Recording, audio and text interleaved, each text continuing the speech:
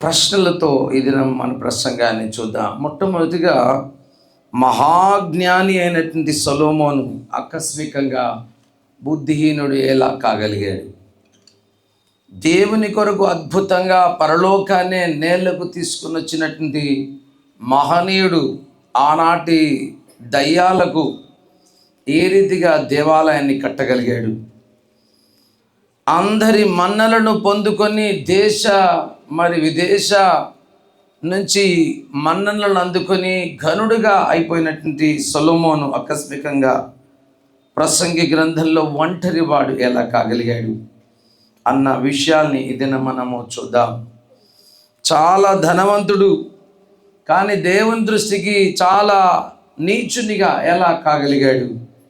ఈ దినము ఈ ప్రశ్నల్ని అడ్రస్ చేయడానికి పిల్లారా మన జీవితాన్ని కూడా మనము ఆలోచన చేసుకోవాలి. మనం కూడా చాలా జ్ఞానవంతులమే, బలవంతులమే, శక్తివంతులమే అయినప్పటికీ కూడా ఎన్నో పర్యాయాలు పడిపోతూ మన జీవితంలో మనము పతనమైపోతున్న స్థితి మన అందరికీ తెలుసు. ఒక ఆయన ఇలా అన్నాడు, మనము చక్కని మెత్తనైన పరుపులను కొనుక్కోవచ్చు, కానీ నిద్రను కొనుక్కోలేం. ఒక ఆయన ఇలా అన్నాడు, ఘనమైన శ్రేష్టమైన భోజనాల్ని మనము ఖరీదు పెట్టి కొనొచ్చు, కానీ తృప్తిని కొనుక్కోలేం. చాలా కాస్ట్లీయెస్ట్ డ్రింక్స్ని మనము ధనమిచ్చి సంపాదించుకోవచ్చు, కానీ తృప్తిని లేకపోతే దప్పికను తీర్చలేని స్థితిని అవి కలిగి ఉంటున్నాయి అన్న విషయాల్ని జ్ఞాపకము చేస్తా ఉన్నాం. ఇది నా క్రైస్తవులంగా మనమందరం కూడా ఎంతో ఇన్ఫర్మేషన్ని సంపాదించుకున్నాం. ఈ అధ్యాయం చదివితే ఆ అధ్యాయంలో అన్ని విషయాలు మనకు తెలుసు. పలాని వచనం చదివితే గబగబా తెలిసి చదివేద్దాం. We have lot of information but not application అన్న విషయాన్ని మనము గుర్తు చేసుకోవాలి. ఎప్పుడైతే అన్వయించుకోవడం తగ్గిపోతుందో మనకున్న స్థితిలోనే మనము చెరలో ఉండిపోతాం. మనం ఏ స్థితిలో అయితే ఉంటున్నామో ఆ స్థితే మనల్ని ఒక బంధకంగా, బర్డన్గా మన కొరకు తయారైపోతుంది. కనుక దినము సొలొమోను యొక్క జీవితంలో నుంచి కొన్ని పాఠాలని ఈవేళ మీకు జ్ఞాపకం చేయాలని ఆశిస్తున్నాను. మొట్టమొదటిగా యవనస్తుడుగా ఉన్నప్పుడు సొలొమోను చాలా భయపడ్డాడు. నేను ఇంత పెద్ద దేశాన్ని, ఇంత పెద్ద రాజ్యాన్ని ఎలా నేను నడిపించగలను? How can I lead this nation అని ఆయన ఒంటరిగా గిబియోను అనే ప్రాంతానికి వెళ్ళాడు. మీరు రాజుల గ్రంథం 3వ అధ్యాయం నుంచి అక్కడి నుంచి మీరు చదువుకోవచ్చు. తర్వాత ఇప్పుడు అవసరం లేదు, నేను ఎక్కువగా మిమ్మల్ని చదవనివ్వని దినం కనుక ఆ ప్రాంతానికి వెళ్ళి ఇలా అనుకున్నాడు, నాకు దేవుడు కావాలి, నేను ఒక రాజుగా నడవడానికి దేవుడు కావాలి. దేవుడు లేకపోతే నేనేమీ సాధించలేను, నేనేమీ చేయలేను. నా ముందు చాలా పెద్ద ప్రాజెక్ట్ ఉంది, దేవాలయం కట్టే ప్రాజెక్ట్. నా ముందు నా ఇల్లు కట్టుకునే పెద్ద ప్రాజెక్ట్ ఉంది. నా చుట్టూ అనేకమైన దేశాలు ఉన్నాయి, వారితో నేను పీస్ని సంపాదించుకోవాల్సినటువంటి అనుభవాలు ఉన్నాయి. నా ముందు పొలాలు ఉన్నాయి, నా ముందు పట్టణాలు ఉన్నాయి, నా ముందు ద్రాక్ష తోటలు ఉన్నాయి. నా జీవితంలో ఎన్నో ప్రాజెక్ట్స్ని నేను చేయాలి. వీటన్నిటికంటే ముఖ్యంగా నాకు కావాల్సింది దేవుడు అనుకున్నాడు. He did not sought for wisdom but he sought for God himself. జ్ఞానాన్ని ఇచ్చే దేవుణ్ణి వెతకడానికి ఆశపడ్డాడు. మీకు అప్పుడప్పుడు కథ చెప్తుంటాను. ఒక రాజు అంట తన బర్త్డే సందర్భంగా ఆయన అన్నాడంట, మా ఇంటికి వచ్చి మీకు ఏది కావాలంటే తీసుకొని వెళ్ళండి అని చాలా క్లోజ్గా ఉన్న తన మంత్రి వర్గానికి తెలియజేస్తే అందరూ కర్టన్స్, డాళ్ళు, బంగారు టేబుళ్ళు, కత్తులు, ఇంకా వెండి పాత్రలు, బంగారు పాత్రలు అన్నీ తీసుకుని వెళ్తా ఉంటే ఒకడంట రాజు కాళ్ళలో తలపెట్టి రాజును మోసుకొని వెళ్ళిపోతా ఉన్నాడంట. అరే ఇదేంద్రా, నన్నెందుకు ఎత్తుకొని పోతున్నావంటే, నీ ఉంటే మొత్తం రాజ్యమైన సార్, కనుక నిన్నే మోసుకొని వెళ్ళిపోతున్నా అని అన్నాడంట. Solomon was very right. He did not seek for wisdom, but he sought for very God himself. కనుక దేవుడు 3వ అధ్యాయంలో గిబియోన్లో దేవుడు ఆయనకు కనపడ్డాడు. సొలొమన్ అని దేవుడు ప్రత్యక్షమయ్యాడు. ఆయన గొప్ప వరాల్ని ఆయనకి ఇచ్చాడు. నీకు ఏం కావాలో కోరుకో అని చెప్పాడు. ఈ సంవత్సరం కూడా దేవుడు నీ దగ్గరికి వస్తే నీవు కూడా సొలొమన్ ఏం కోరుకున్నాడో అదే కోరుకోవాలి. దేవా, నాకు ధన ఘనతలొద్దు, బంగారం వద్దు, నా శత్రుల ప్రాణం వద్దు, లేకపోతే విదేశాల నుంచి వచ్చే రాబళ్ళు నాకు అవసరం లేదు. But I need you my lord. That was a sincere prayer. ఆయన ఆ చీకటి కలిగినటువంటి ఘడియల్లో, ఆ దీనమైన స్థితిగతుల్లో ఆయన యథార్థమైన హృదయంతో హానెస్ట్గా దేవుని తట్టు చూసి, దేవా, నాకు నీ కృప కావాలి అని కోరుకున్నాడు.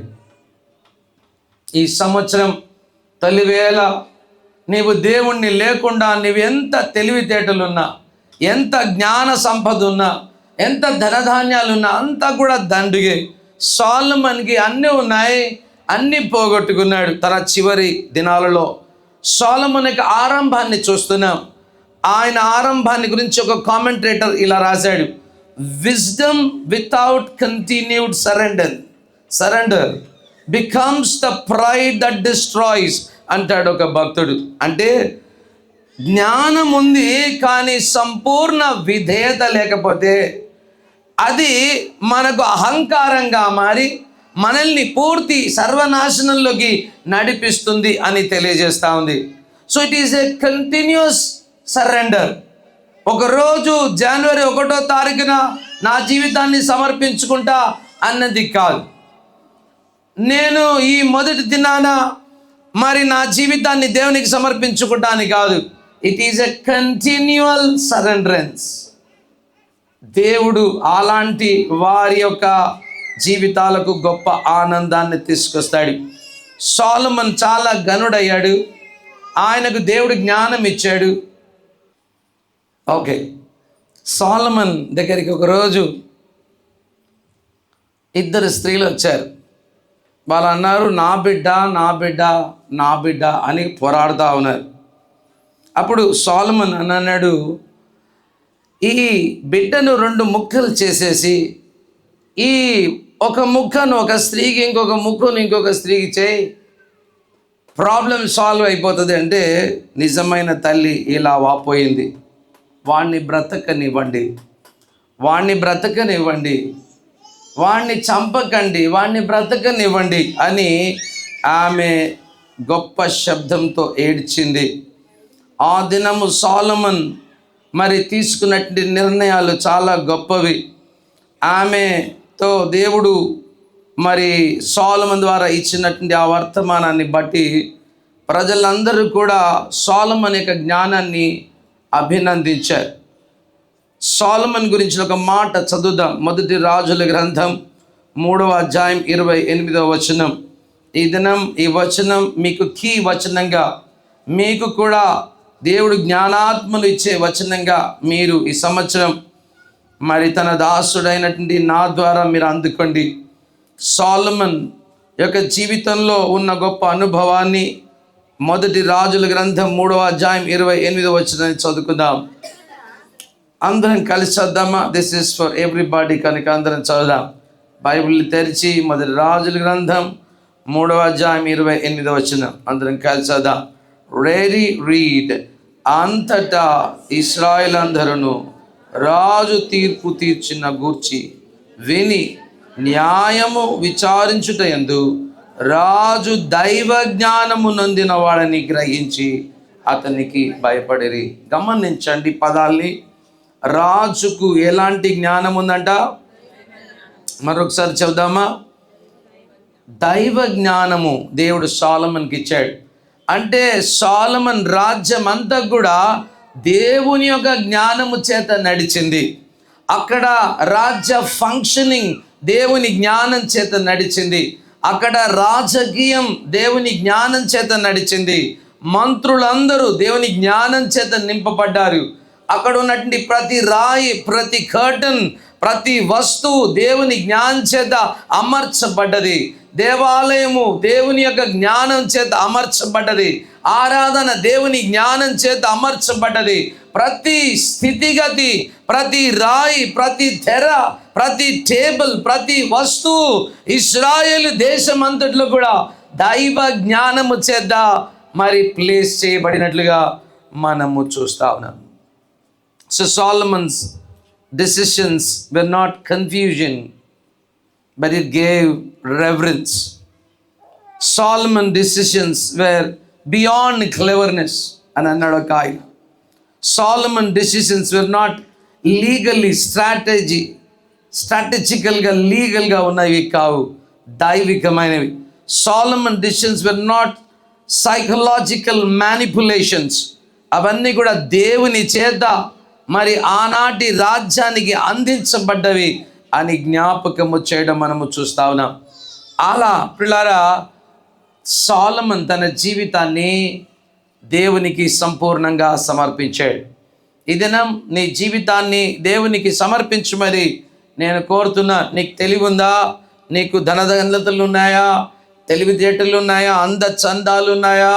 లేకపోతే ఇంకా ఏమైనా ఉంటే గుర్తుంచుకోండి, you surrender those things to the lord. ప్రియులారా, మోసే చేతుల్లో చిన్న కర్ర ఉంది, దాన్ని దేవునికి అందించాడు. దావీదు చేతుల్లో చిన్న తాడు మరి బొంగరం ఉన్నది, దాన్ని దేవునికి సమర్పించాడు. ఎస్తేరుకు అందం ఉంది, దాన్ని దేవునికి సమర్పించింది. నీకు ఏముందో నాకు తెలియదు. Surrender your life to God and he will bless and give back to you. దేవుని దగ్గర దేవునికి నేరున్న చిన్నది కూడా నివ్వు, and it will be a blessing. ఒక భక్తుడు రాసిన మాట, divine discernment flowing through a man who surrendered himself completely to God అని అన్నాడు. మరొకసారి చదువుతున్నాను, డివైన్ డిజర్న్మెంట్, దైవికమైన మరి అండర్స్టాండింగ్, దైవికమైన పరిజ్ఞానము సొలొమన్ జీవితం నుంచి ఏమైందంట? Flowing through a man who surrendered himself completely to God. తన జీవితాన్ని పూర్తిగా సమర్పించిన ఒక వ్యక్తి జీవితంలో నుంచి దైవికమైన అవగాహన, దైవికమైన అండర్స్టాండింగ్, దైవికమైన పరిజ్ఞానం దేవుడు ఆ వ్యక్తికి అందిస్తాడు అన్న విషయాన్ని ఈవేళ మనము జ్ఞాపకం చేసుకోవాలి. All Israel held him great. They saw the wisdom of God was on him. దేవుని యొక్క జ్ఞానము ఆయన మీద ఇవ్వబడ్డది. He administered justice, న్యాయాన్ని జరిగించాడు. దిస్ ఇస్ నాట్ సొలొమన్స్ ఇంటెలిజెన్స్, ఇది సొలొమన్ యొక్క తెలివితేటలు కాదు. This was not his training, ఆయన నేర్చుకున్న ట్రైనింగ్ విధానం కాదు. It is not his cunningness, ఆయన నేర్చుకున్న యుక్తి కాదు. ఇది దేవుని జ్ఞానం. గాడ్ హిమ్సెల్ఫ్ స్పీకింగ్ త్రూ ఎన్ ఈల్డెడ్ సోల్. తన జీవితాన్ని దేవునికి సమర్పించుకున్న ఒక వ్యక్తి జీవితం నుంచి దేవుడు మాట్లాడిన అనుభవాల్ని చూస్తున్నాం. Revealing truths where human reason has no room. మరి మానవునికి అందుబాటులో ఉన్న ఏది కూడా సొలొమన్ అందించలేదు. దేవుని యొక్క జ్ఞానం చేత ఆనాడు ఆయన మాట్లాడుతూ ముందుకు సాగాడు. What a great man when he was young and when he was humbled and when he was at distress. దీనుడై చీకటి కలిగిన నిరాశ నిస్పృహ తన జీవితంలో ఉన్న వేళ సొలొమన్ దేవుని తట్టు ఎట్లా చూశాడో, దేవుడు ఆయనకు దైవ జ్ఞానం ఎలా ఇచ్చాడో మనము చూడగలుగుతున్నాం. యాకోబు రాసిన పత్రిక 1వ అధ్యాయం చదవనక్కర్లేదు, 5వ వచనం వినండి, బాగా వినండి. ఇదేమో పాఠం అంతా కూడా మీ బ్రెయిన్లో ఉంచుకోవడానికి ప్రయత్నం చేయండి. ఎవరికైనా జ్ఞానము కొదువుగా ఉన్నట్లయితే వాడు నన్ను అడగాలి. నేను ఎవరిని కూడా పంపించేనుట్టిగా, నేను ఎవరిని కూడా నేను అలా వదిలేను. అందరికీ కూడా ధారాళముగా సమృద్ధిగా నేను జ్ఞానాన్ని ఇస్తాను. అయితే నా దగ్గరికి వచ్చేవాడు ఏమాత్రం సందేహించొద్దు, నేను చేయగలనా, నేను ఇవ్వగలనా, నేను మీకు ఇది అందించగలనా అనే ప్రశ్న మీ జీవితంలో ఉండడానికి వీలేదు. కనుక ఇప్పుడారా, Solomon surrendered his life, Solomon yielded his life and God did flow through his veins. ఆయన దేహం అంతటిలో నుంచి దేవుని జ్ఞానం, దేవుని తెలివితేటలు ముందుకు సాగాయి. ఇదినా కొంచెం డబ్బు నీవు సంపాదించుకోలేకపోతున్నావు చూడు, కొంచెం మరి పనులను సంపూర్తిగా చేసుకోలేకపోతున్నావు చూడు, కారణం ఏంటో తెలుసా? దేవుడు అక్కడ నిన్ను ఆపేశాడు. దేవుడు చేయకుండా ఆపేశాడు. కారణం ఏంటంటే surrender your life to Christ. So Solomon యొక్క ఆరంభ దినాలలో ఆయనకున్న పరిజ్ఞానాన్ని చూశారు. ఆయన దేవాలయాన్ని కట్టాడు. దేవుని పరలోకమే ఆ దినము దిగి వచ్చింది. పరలోకం ఆయన కట్టిన అద్భుతమైనటువంటి దేవాలయం బంగారంతో కట్టబడ్డది. దాన్ని చూడగానే మనుషులకు భయం కలగాలి, దాన్ని చూడగానే దిగ్భ్రాంతి కలగాలి, దాన్ని చూడగానే వణుకు పుట్టాలి. ఎందుకంటే దేవుడే ఆ దేవాలయంలో ఉన్నాడు. సొలొమోన్ అత్యంత ప్రియమైన ప్రాజెక్ట్ ఈజ్ గోల్డెన్ టెంపుల్. పంజాబ్లో ఒక గోల్డెన్ టెంపుల్ ఉంది, కానీ అది పూత పూసిన గోల్డెన్ టెంపుల్. కానీ ఇదైతే స్వచ్ఛంగా సొలొమోన్ తన యొక్క తండ్రి చేత సమకూర్చిన మరి కొన్ని వేల టన్నుల బంగారంతో దేవుని కొరకు దేవాలయాన్ని కట్టాడు. దేవుడు చూసి ఆనందపడి పరలోకమే మరి ఉరుముల చేత, మెరుపుల చేత, కారు మేఘాల చేత దేవుడే సొలొమోన్ నిర్మాణం చేసిన ఆ అద్భుతమైన మందిరంలోకి రాగలిగాడు. కారణం he yielded his heart to the Lord. తన యొక్క దీన స్థితిలో, దేవా నీవు నాకు కావాలి, నాకు తెలివితేటలు ధనధాన్యాలు ఏవి అక్కర్లేదు, నాకు నీవు కావాలి అని ఆశపడిన సొలొమోన్ జీవితానికి దేవుడిచ్చిన గొప్ప పరిజ్ఞానాన్ని మనం చూస్తున్నాం. కీర్తనల గ్రంథము 48వ అధ్యాయం 1 నుంచి 6 వరకు అందరము చదువుదాం. ఈ భాగం సొలొమోన్ కట్టిన దేవాలయాన్ని చూసి ఆనాటి ప్రజలు మరి తర్వాత వచ్చిన ప్రజలు ఎలా స్పందించారో మనము చూద్దాం. ఇది కూడా అందరం కలిసేద్దాం. కీర్తనల గ్రంథం 48వ అధ్యాయం 1-6 వచనాన్ని చదవండి. రీడ్. మన దేవుని పట్టణమందు, ఆయన పరిశుద్ధ పర్వతమందు యెహోవా గొప్పవాడును,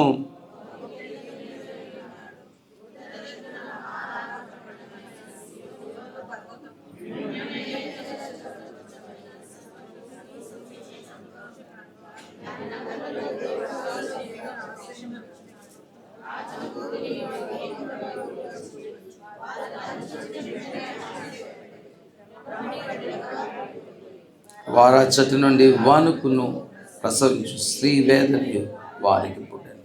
సొలొమోన్ కట్టిన మందిరం సామాన్యమైనది కాదు పిల్లారా. ఈ ప్రపంచంలో ఎవ్వరు ఇప్పటి వరకు అంత గొప్ప మందిరాన్ని కట్టలేదు. That is the beauty of Solomon. ఎవరైనా మంచి బిల్డర్ దగ్గరికి వెళ్ళి ప్రపంచంలో చాలా బ్యూటిఫుల్ బిల్డింగ్ ఎవరైనా కట్టారు అంటే నేను సార్ అని చెప్పాలి. సొలొమోన్ ఒకడే. సొలొమోన్ తప్ప ఇంకా ఎవరు కూడా అంత అద్భుతమైన బ్యూటిఫుల్ మరి భవనాన్ని దేవుని కొరకు కట్టిన వారు ఎవరు లేరు.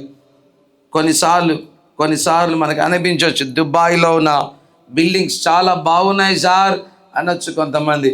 కానీ పిల్లారా, this building is full of gold. తగదగ ప్యూరెస్ట్ గోల్డ్తో సొలొమోన్ కట్టిన దేవాలయం ఈ ప్రపంచంలో లేని. పిల్లారా, అలాంటి అద్భుతమైన మందిరం కట్టినప్పుడు సొలొమోన్ నోటి గుండా వెళ్ళిన ప్రార్థన కూడా చదువుకుందాం. ఆయన ప్రార్థన ఎలా ఉందో చూడండి. 1 రాజుల గ్రంథం 8వ అధ్యాయం 23 నుంచి 26 వరకు ఒకరు చదువుదాం. అందులో ఉన్న అక్షరాలను అండర్లైన్ చేసుకోండి. 1 Kings chapter 8 verse 23-26 చదువుదాం. చదవండి. యెహోవా ఇశ్రాయేలు దేవా, పైనున్న ఆకాశమందైనను క్రిందన్న భూమి అందైనను మొదటి పదము నీ వంటి దేవుడు ఒక్కడు కూడా లేడు.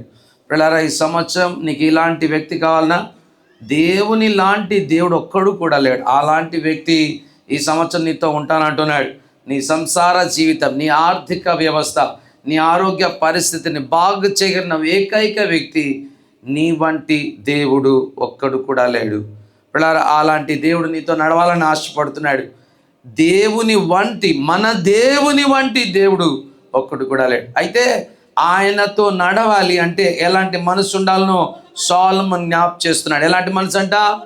పూర్ణ మనసు, సగం మనసు కాదు. ఈ దేవునితో నడవాలి అని నీవు ఆశపడితే సగం హార్టెడ్నెస్ కాదు, హాఫ్ హార్టెడ్నెస్ కాదు, లేకపోతే ఇన్కంప్లీట్గా ఆయనతో వ్యవహరించడం కాదు, పూర్ణ మనస్సుతో ఆయనతో నడవాలి. నీ వంటి వాడు ఒక్కడు కూడా లేడు. ఇలాంటి దేవునితో నడవాలంటే ఏముండాలి? పూర్ణ మనస్సుతో మాత్రమే ఆయన పని చేస్తాడు. మామూలుగా పని చేయలేడు ఆయన.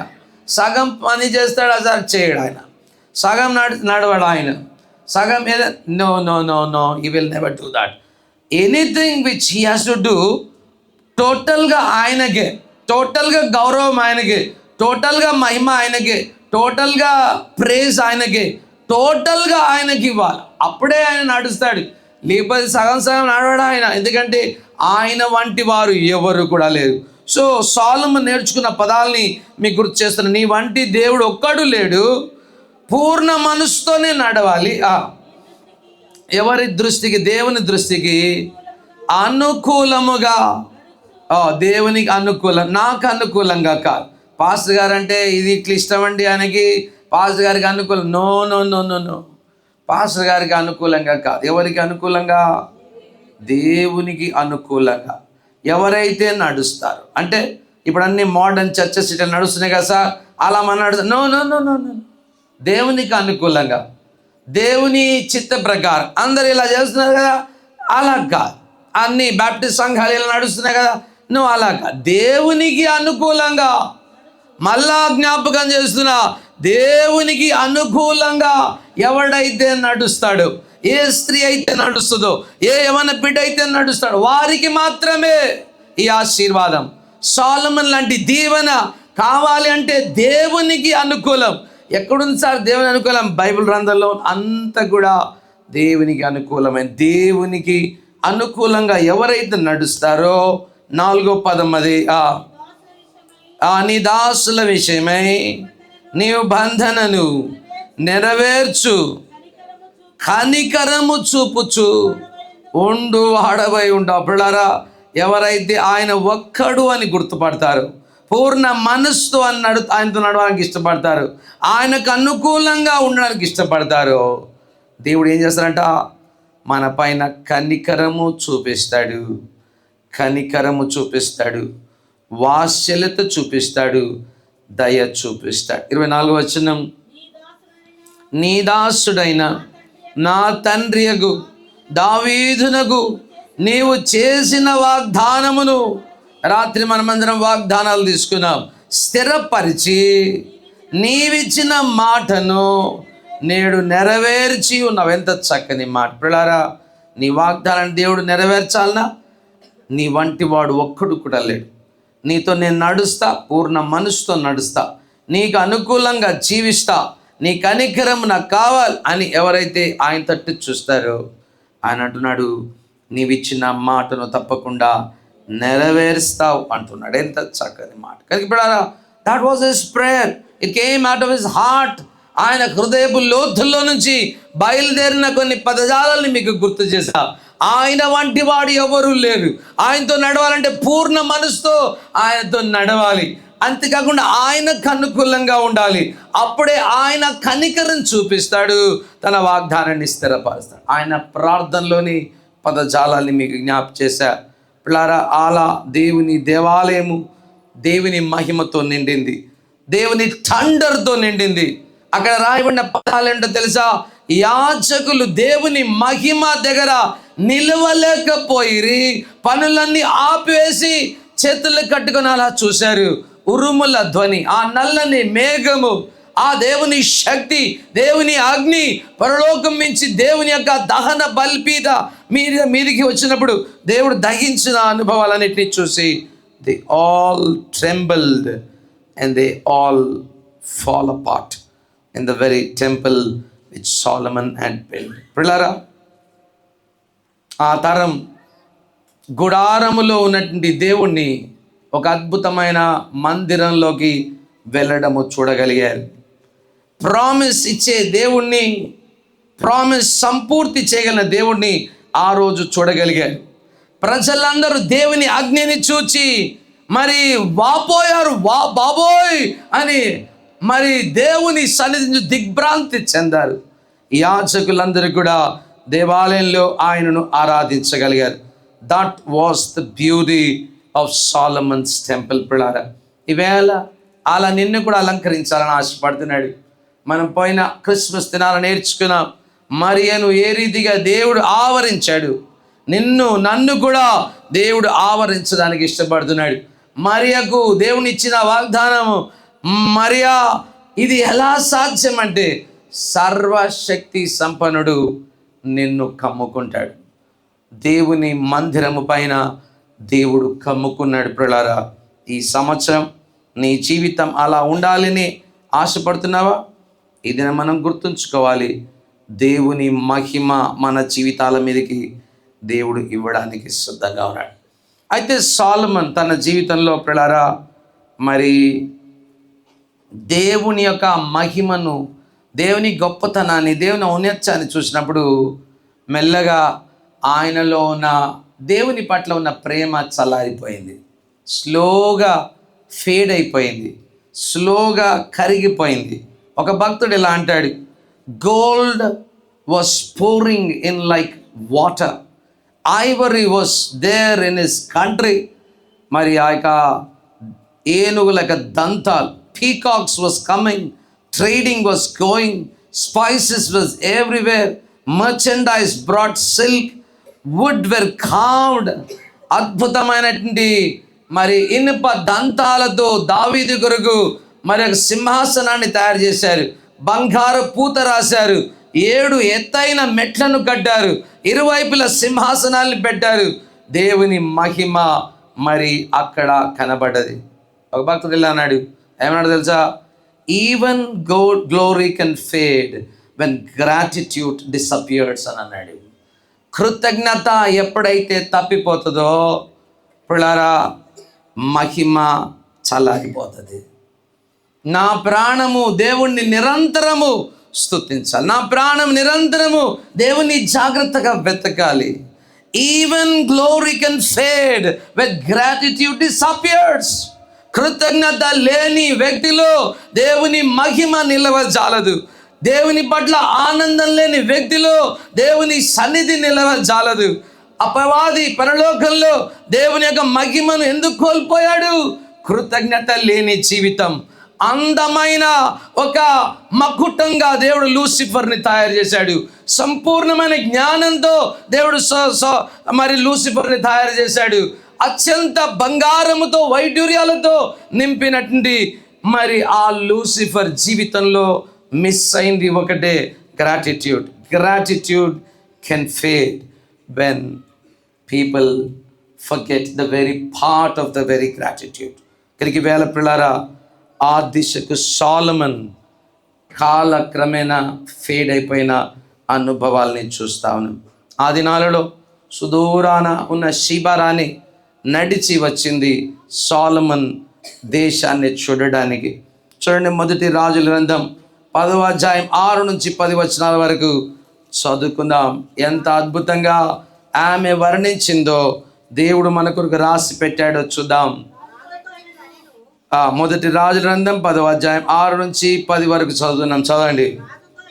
రాజుతో ఇట్లన్నది ఆమె వచ్చి, నీ కార్యాలని గురించి, నీ జ్ఞానాన్ని గురించి నా దేశమందు నేను విన్న మాట నిజమే.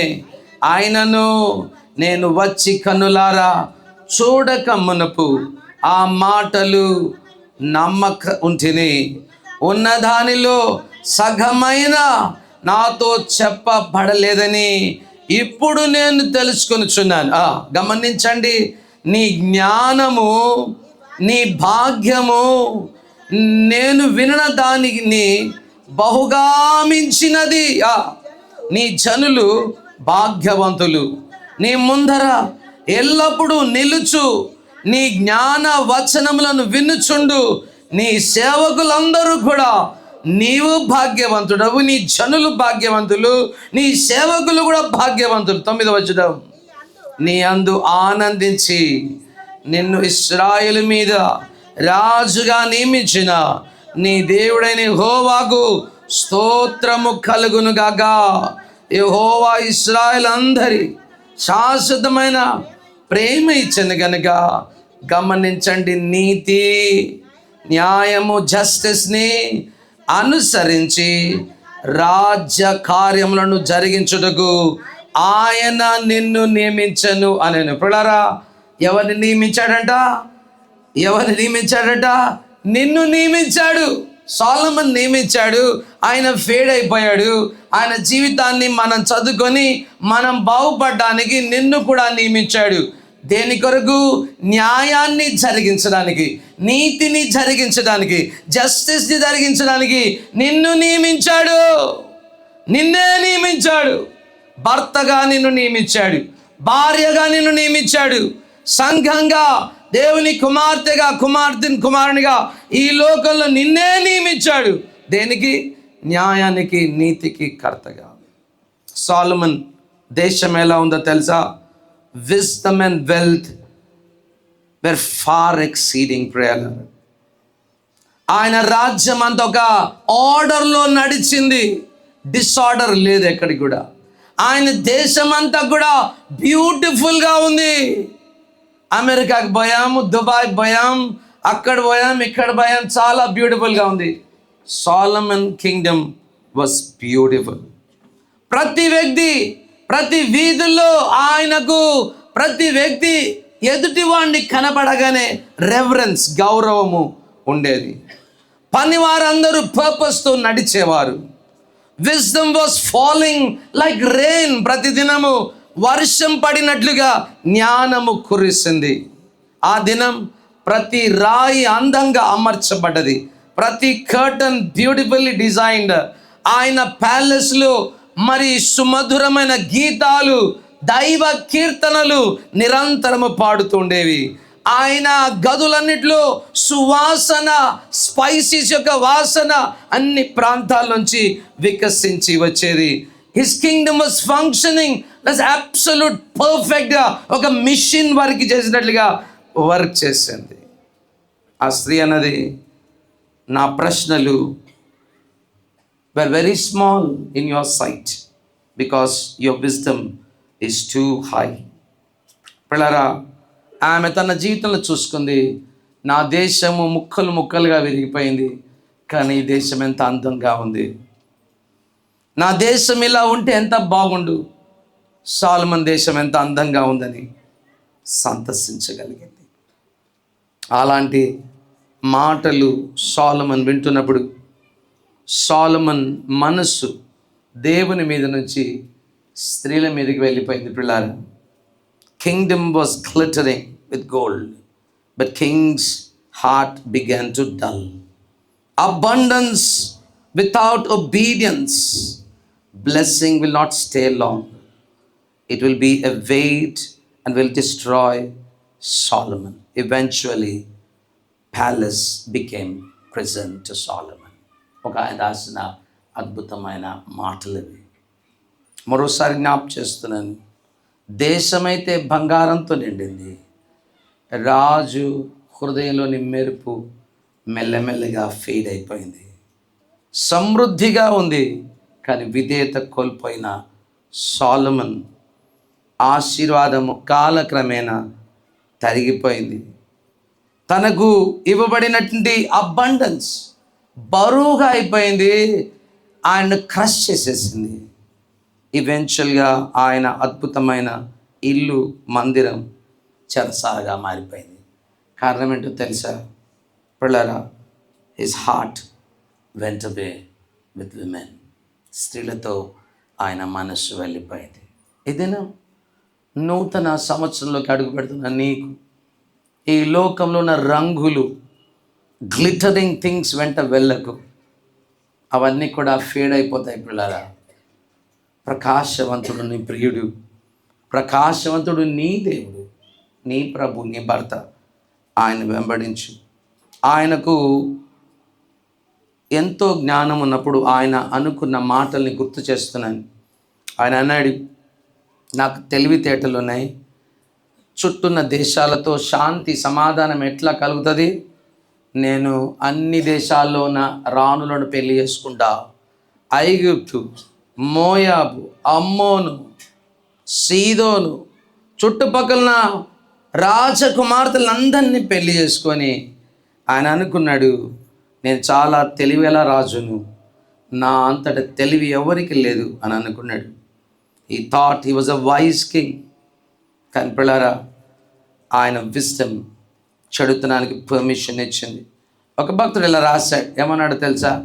Wisdom when it is turn inward and stop listening to God has danger ways of rewriting obedience in to permission అంటాడు.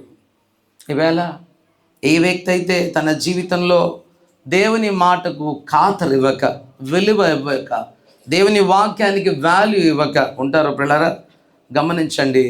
విధేయతకు బదులుగా అన్నీ పర్వాలేదులే, అన్నీ నడుస్తాయి, సబ్ చల్తా అనే టైప్లో ఉంటారు పిల్లలు. కారణం ఏంటో తెలుసా?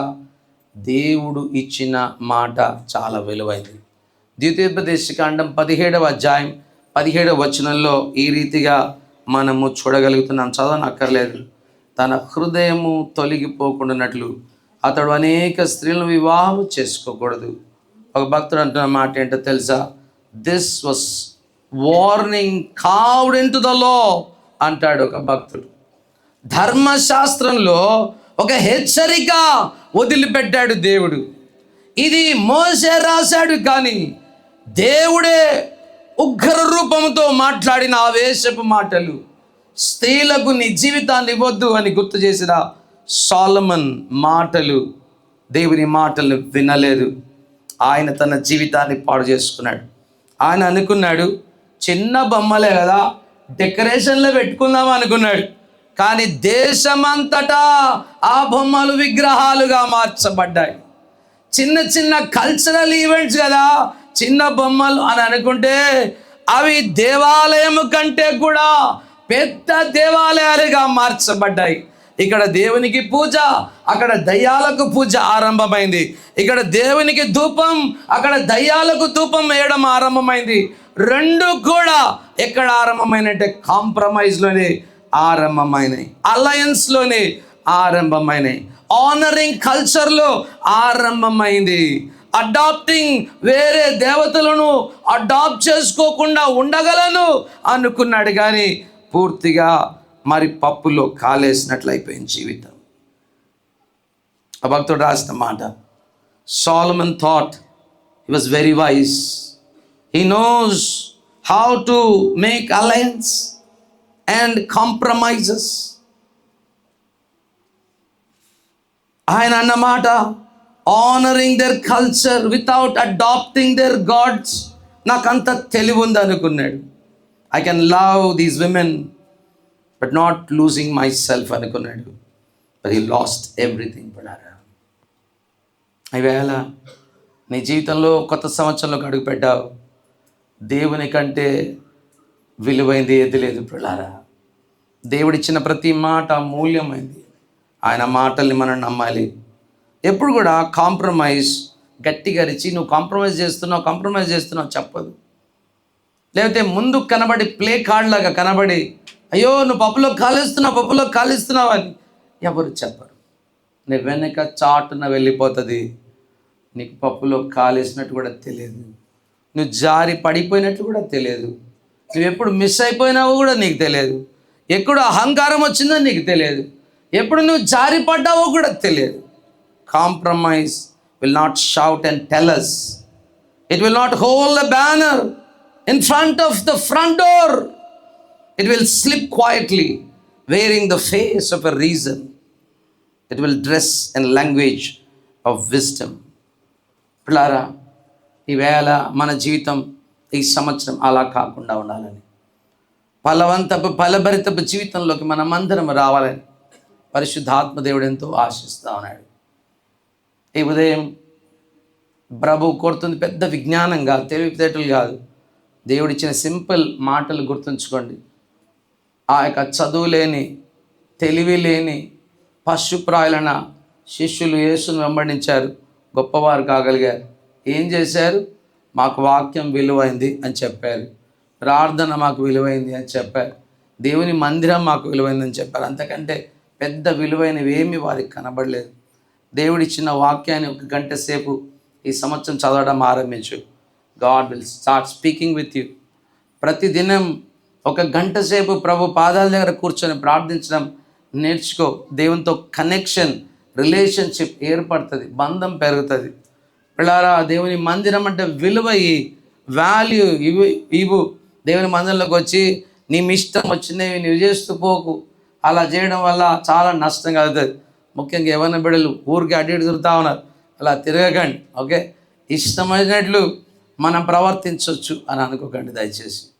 దేవుని మందిరం గురించి యేసయ్య చెప్పిన ఒక మాట, నా మందిరం నేను కడుతున్నాను, పాతాళ లోకం కూడా దాన్ని ఏమీ చేయలేదని చెప్పిండు. దేవుని మందిరం నాది కాదు, దేవుని మందిరం నీది కాదు, దేవుని మందిరం దేవుంది. దేవుని మందిరాన్ని గౌరవించండి.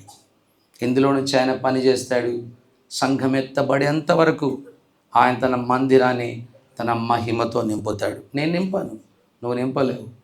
ఆయన ఒక్కడే సొలొమోను మందిరాన్ని ఎలా నింపాడు, నీ దేహమనే ఈ మందిరాన్ని ఏ రీతిగా నింపుతాడని క్రిస్మస్ దినాన మీకు నేర్పించాను. ఈరోజు మీ దేహాల్లో ఆయన నివసించడానికి మీ జీవితం బ్యూటిఫుల్గా కనబడాలి, వేరే వారికి కన్ఫ్యూజన్గా కాదు. నీ జీవితం అందంగా కనబడాలి. ఎందుకో తెలుసా, దేవుడు అందులో ఉంటున్నాడు కనుక. నీ జీవితం ఆర్డర్లో ఉండాలి, పీస్ఫుల్గా ఉండాలి. నీ జీవితం విధేయత, హార్మనీతో నింపబడాలి. సొలొమోన్ స్లైట్లీ స్కిప్డ్ అవే. అందుకనే అంతా వ్యర్థమైపోయింది, అంతా వ్యర్థమైపోయింది, అంతా వ్యర్థమైపోయిందని 12 అధ్యాయాలు ప్రసంగి గ్రంథంలో రాయాల్సి వచ్చింది. కారణం ఏంటో తెలుసా, ఇంట్లో ఒకప్పుడు రాజులాగా ఉన్నాడు, ఇప్పుడు ఆయనే తన ఇంటికి బానిస. ఆయన చెప్పిందే శాసనం, కానీ ఇక సొలొమోను చెప్పింది శాసనం కాదు. ఒకరోజు ఒక ప్రవక్త వచ్చి ఒక బట్ట తీసుకొచ్చి 12 ముక్కలు చించి, సొలొమోన్ దేవుడు చెప్పమన్నాడు, నీకు 2 ముక్కలు ఇస్తా, 10 ముక్కలు నీ పనోడు ఉన్నాడు కదా, నీ దాసుడు ఉన్నాడు కదా ఇంట్లో, వానికి 10 ముక్కలంట, నీకు 2 ముక్కలే. ఎందుకో తెలుసా, జ్ఞానాన్ని పాడు చేసుకున్నావు సొలొమోను, నువ్వు దేవుని వదిలేసినావు సొలొమోను, నువ్వు నీకు మిగిలింది 2 ముక్కలే. సొలొమోను ఏడ్చాడు, కన్నీళ్లు కార్చాడు, దుఃఖపడ్డాడు. ఒకరోజు అలా నీవు కన్నీళ్లు కార్చొద్దు. ఒకరోజు పరలోకంకి వెళ్ళిన తర్వాత ప్రభు నేను చూసి ఇలా అనాలి, షబాష్, బలా నమ్మకమైన మంచి దాసుడా, నేను నీకు ఇచ్చిన కొంత సమయం నమ్మకంగా జీవించావు. ఈ నూతన వత్సరం నీ జీవితానికి ఫలాన్ని, ఆనందాన్ని ఇవ్వాలని ఆశపడితే దేవుని తట్టు చూడండి, నిశ్చయంగా ఆయన మిమ్మల్ని దీవిస్తాడు, ఆశీర్వదిస్తాడు. సొలొమోను జీవితాన్ని మీరు మాటి మాటికి చదువుకోండి. ఇంటికి వెళ్ళిన తర్వాత దేవుడు ఇంకా అనేకమైన పాఠాలని మీకు నేర్పించాలని, ఆయన మీ జీవితంతో మరి మాట్లాడి మళ్ళీ బలపరచాలని నేను ఆశిస్తూ ఈ మంచి మాటల్ని ముగిస్తా ఉన్నాను. దేవుడి మాటలను దీవించి ఆశీర్వదించును గాక.